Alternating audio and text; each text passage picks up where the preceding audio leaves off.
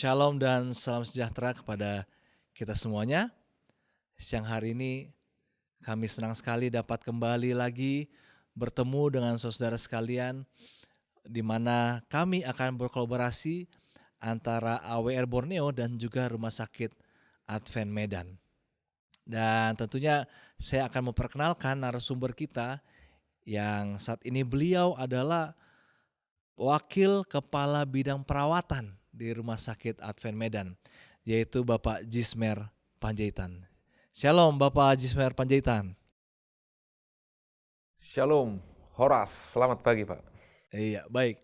Dan saat ini judul yang diberikan oleh pihak rumah sakit sangat menarik saudara. Di mana kita merawat luka pada tubuh kita ya. Kalau saya mendengar beberapa tips-tips kesehatan, belum pernah saya mendengarkan bagaimana kita dapat merawat luka-luka kita ini. Nah, pertanyaan pertama Pak Panjaitan, kira-kira luka seperti apa sih yang mau kita rawat atau yang mau kita sampaikan kepada saudara saat ini? Luka seperti apa, Pak? Baik, terima kasih Pak. Saat ini kita akan berbicara tentang pemilihan balutan yang tepat terhadap luka diabetes, luka tekan atau press injury, baru luka kanker, dan begitu juga dengan luka post operasi atau luka sesudah operasi. Oke, jadi kita lebih spesifik ke sana ya. Bagaimana kita merawat luka kepada orang yang mengidap diabetes atau mungkin bagaimana kita merawat luka setelah orang pasca operasi ya. Jadi lebih spesifik ke sana ya. Nah, kira-kira ketika Ya, kita sudah begitu jauh Pak. ke sana, tujuannya apa ini Pak Panjaitan untuk merawat luka ini bagaimana? Tujuan utamanya adalah di dalam pemilihan balutan yang tepat ini untuk menciptakan lingkungan yang kondusif Pak, baru meningkatkan kenyamanan untuk melindungi luka dari sekitar luka supaya tidak terjadi luka yang lain lagi, untuk mengurangi nyeri, begitu juga mengatur atau mempertahankan temperatur luka, untuk mengontrol ya atau mencegah perdarahan yang terjadi, begitu juga dengan mengontrol bau. Kontrol bau Ini ya. juga untuk mencegah imobilisasi bagian tubuh yang cedera. Imobilisasi adalah pencegahan ya dari tubuh yang cedera terhadap jaringan yang bagus. Dan yang terakhir, untuk mengurangi stres pada pasien, Pak. Oh begitu.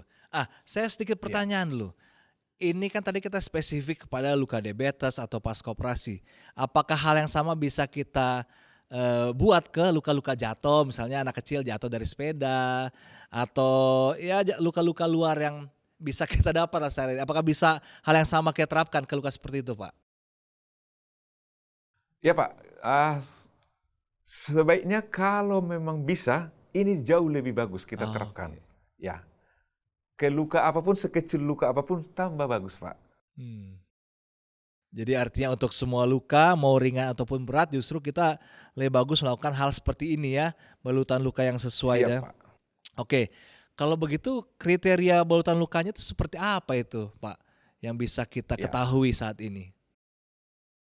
ya, baik Pak. Mungkin yang sering kita ketahui kan kalau sekarang ada luka, kocok betadin, baru taruhkan kasa seperti ada sahabat Ya, saya menular, ditaruhkan seperti ini, baru mungkin selesai. Tetapi kalau kriteria luka atau balutan luka yang ideal itu Pak, dia bisa kita akan kaji dulu lukanya sejauh mana. Kriterianya itu adalah bisa menampung kelebihan eksudat. Kenapa? Dan tujuannya lagi untuk mencegah maserasi. Maserasi itu artinya bisa membuat luka lagi di samping yang merah-merah. Jadi dia bisa menampung cairan yang keluar di dalam balutan tersebut. Baru yang kedua itu adalah memelihara lingkungan yang lembab. Jadi konsep perawatan luka kita itu adalah perawatan lembab sehingga di area luka itu bisa dijaga kelembapannya. Baru yang berikutnya adalah mencegah invasi bakteri, Pak. mmm, Jadi tidak mencegah balutan kita ini bisa mencegah sehingga tidak terjadi lagi ke jaringan-jaringan yang lain. Baru berikutnya adalah balutan kita itu tidak menyebabkan reaksi alergi kepada kulit sehingga kulit tidak gatal-gatal. Seperti itu, Pak. Baru berikutnya adalah melindungi trauma mekanik. Jadi Pak, kalau memang luka-luka yang biasa, tidak ada gula, DM, tidak ada gangguan elektrolit dan lain sebagainya, mungkin jaringannya kuat. Kalau kita hanya tempelkan dengan contohnya kasa seperti ini kan, kita taruhkan kasa, ini bisa membuat gesekan sehingga bisa mencederai luka sekitarnya, terkhusus bagian-bagian yang luka-luka kronis. Tapi balutan kita itu bisa setelah kita kaji, ini bisa kita cegah supaya tidak terjadi seperti itu. Baru yang terakhir itu adalah bagaimana prosedurnya nyaman digunakan. Oke. Nah, begitu Pak kira-kira. Jadi artinya kalau saya tangkap ini sebenarnya kita mengarah bagaimana kita merawat luka kita secara modern ya, secara masa kini. Nah Iya kira-kira Pak. sebenarnya dengan cara yang dulu atau cara konvensional dengan cara yang modern apa sih yang menjadi perbedaannya Pak? Yang bisa kita ketahui Ya, bersama saat ini. baik Pak. Jadi prinsip dari perawatan luka konvensional dan luka modern ini, ya inilah sekarang karena adanya evidence base yang perlu ada penelitian-penelitian terbaru, ya perbedaannya cukup signifikan. Kalau contohnya perawatan luka konvensional itu mungkin ya perawatan luka terbuka, luka itu jangan ditutup-tutup dong. Nanti panas dan lain sebagainya. Seperti itu. Tetapi kalau perawatan modern itu ya lukanya harus ditutup. Tetapi dengan menggunakan dressing-dressing yang benar. Baru yang kedua itu lagi kalau perawatan konvensional itu harus diganti setiap hari, Pak. Karena ya mungkin hanya penggunaan kasa, mungkin kalau ada eksudat dia langsung tembus dan lain sebagainya. Tetapi kalau penggunaan luka modern itu tidak perlu diganti setiap hari. Bisa sekitar 2 atau sampai 3 hari sekali ganti tergantung pengkajian dari eksudatnya. Mungkin kalau luka konvensional itu mungkin sering kita rasakan nyeri karena adanya gesekan, trauma mekanik istilahnya. Tetapi kalau di perawatan luka modern ini, tujuan kita itu adalah untuk mengurangi nyeri terhadap pasien. Kalau perawatan luka konvensional mungkin ketika kita ganti Pak, karena terjadinya perlengketan antara dressing sehingga menjadi perdarahan. Ya, perdarahan. Tetapi kalau luka modern ini dia tidak perdarahan karena menggunakan dressing-dressing yang tepat ya, yang tidak lengket terhadap jaringan. Ya, dari secara kos memang kalau dipikir-pikirkan memang bisa perawatan luka konvensional ini lebih mahal karena dia tiap hari. Kalau luka modern ini kan per 3 hari. Ya mungkin dari segi kosnya kalau ini per hari mungkin segini harganya. Tetapi kalau dijumlahkan kali 3 hari, dia lebih tinggi daripada yang sekali 1 hari. Dan yang intinya yang terakhir adalah Pak, kadang memang kalau luka konvensional berakhir di amputasi. Nah, tapi kalau di perawatan luka modern ini tujuan kita adalah merawat luka dengan baik untuk mencegah dini stop amputasi. Begitu Pak. Jadi artinya perawatan luka modern ini jauh lebih baik ya karena bisa mencegah infeksi ya, artinya lebih bagus untuk mencegah infeksi karena salah satu efeknya kalau luka-luka seperti diabetes kalau kita rawat secara tradisional ujung-ujungnya bisa-bisa diamputasi, tapi melalui Iya pengobatan Pak. luka secara modern itu bisa kita cegah ya, kita bisa cegah. Iya Pak. Oke, saya sebagai orang awam jadi bertanya-tanya ini Pak, kira-kira perawatan luka secara modern itu apa aja sih? Apakah cuma satu macam atau ada berapa macam yang bisa diberikan kepada orang-orang yang sedang luka atau bagaimana? Gimana Pak? Baik Pak. Oke, kebetulan saya ini ada sedikit bahan-bahan yang ada di rumah sakit untuk perawatan luka modern. Nanti kita tunjukkan sedikit-sedikit Pak ya. Ya, jadi perawatan luka modern itu ya bagaimana kita sebagai tenaga kesehatan bisa mengkaji dulu lukanya dan apa dressing-dressing yang benar yang kita lakukan. Ya mungkin tema kita pada saat ini Pak hanya untuk dressing ya atau balutan. Mungkin nanti tema berikutnya kita di dalam pencucian, bagaimana cara mencuci. Ya, yang pertama itu ya mungkin memang kain kasa ini atau gaus ya. Ini adalah merupakan balutan yang sering ya kita gunakan dan fungsinya ini ya bisa untuk medical debridement ya. Contohnya ketika kita mencuci luka bisa kita gunakan di dalam membersihkan luka ya Pak ya. Tapi ini adalah merupakan balutan sekunder. Yang kalau di konvensional ini biasanya dilakukan balutan primer. Balutan pertama kena ke luka. Dia langsung Tetapi gitu kalau kena kita luka di ya? perawat, iya kalau di luka modern ini kalau ini digunakan untuk menjaga kos, ini adalah sekunder, tidak boleh primer. Ah, kenapa? Karena ini bisa menyebabkan iritasi ya, karena ini tidak lembut, bisa menyebabkan iritasi kepada lingkungannya, Pak. Ya.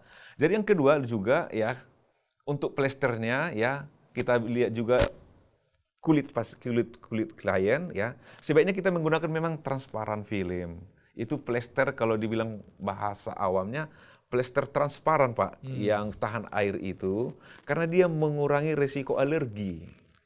Nah, dia tidak alergi terhadap tubuh ya. Supaya tubuh pasien itu tidak alergi. Baru yang kedua kita ada namanya kalsium alginat ya. Kalau saya lihat pertunjukan seperti ini kalsium alginat. Ini terbuat dari rumput laut ya. Ini kalau kita buka dia isinya seperti kertas ya. Inilah menjadi balutan primer. Nah, primer. Jadi ketika luka sudah dibersihkan, nanti dokter akan meresepkan untuk topikal atau salapnya, baru inilah akan menjadi primer. Ya, ini langsung ke luka.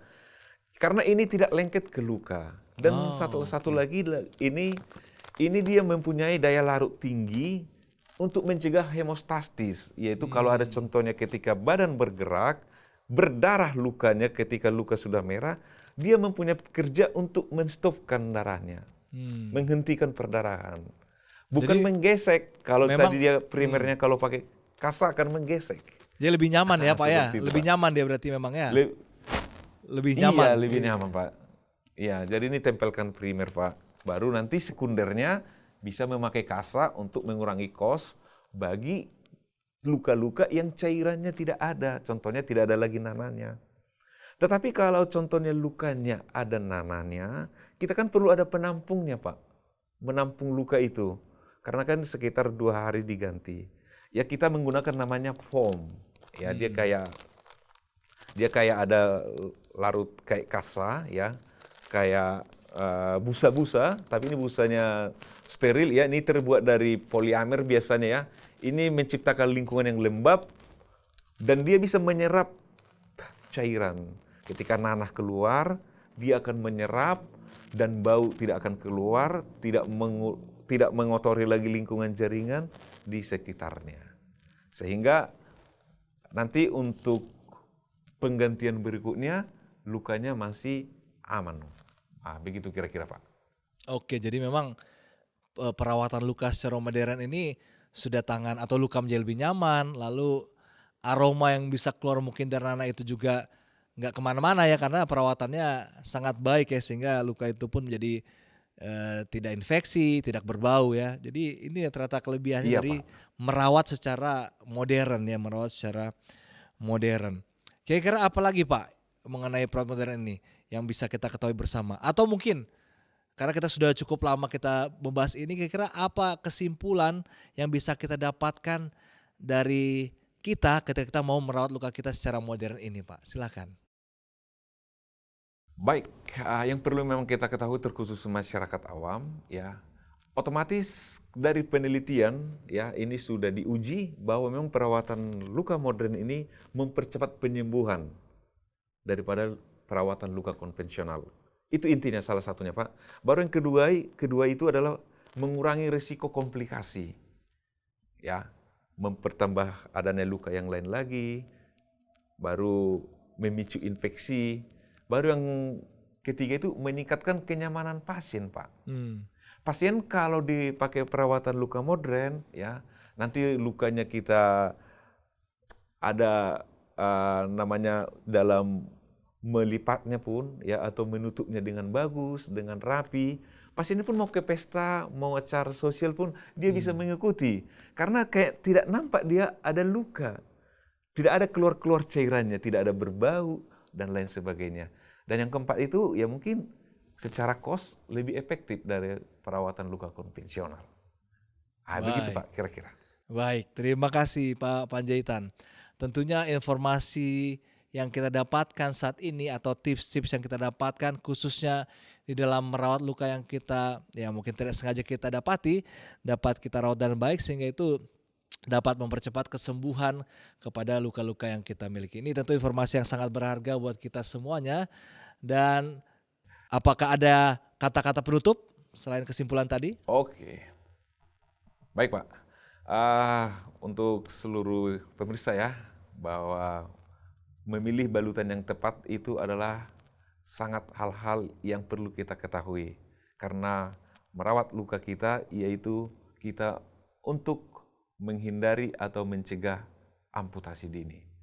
Sehingga kita harus perlu pengetahuan dan edukasi untuk merawat luka kita. Terima kasih, Pak. Baik, terima kasih Bapak Jismer Panjaitan. Semoga apa yang kami sampaikan dapat menjadi berkat buat kita semua yang menyaksikan dari mana saja. Kiranya Tuhan memberkati kita semuanya.